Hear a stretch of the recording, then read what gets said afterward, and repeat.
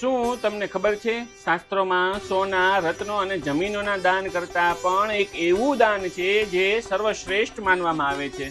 આખરે એવું કયું દાન હશે? જય શ્રી કૃષ્ણ મિત્રો. આપણા શાસ્ત્રોમાં દાનના મહિમાનું ખૂબ જ સુંદર વર્ણન કરવામાં આવ્યું છે. કહેવાય છે કે સર્વ દાનોમાં અશ્વદાન ઉત્તમ છે, પરંતુ અશ્વદાન કરતાં પણ ગજદાન શ્રેષ્ઠ છે. ગજદાન કરતા રથદાન અને રથદાન કરતા રત્નોદાનનો મહિમા વધુ ગણાય છે. પરંતુ વાત અહીં પૂરી થતી નથી. રત્નદાન કરતા પણ અનેક ગણું પુણ્ય ભૂમિદાનથી પ્રાપ્ત થાય છે, કારણ કે જમીન વર્ષો સુધી અસંખ્ય લોકોને આશરો અને જીવન આપે છે.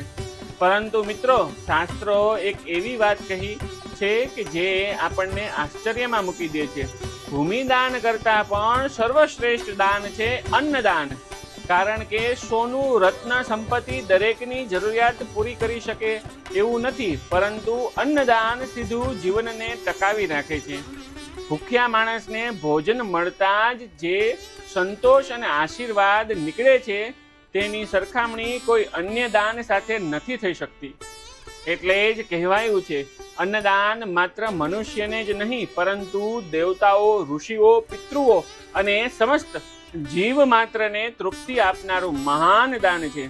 તો ચાલો મિત્રો, આપણા જીવનમાં જ્યારે પણ તક મળે, કોઈ ભૂખ્યાને ભોજન જરૂર કરાવીએ. જય હિન્દ, જય ભારત.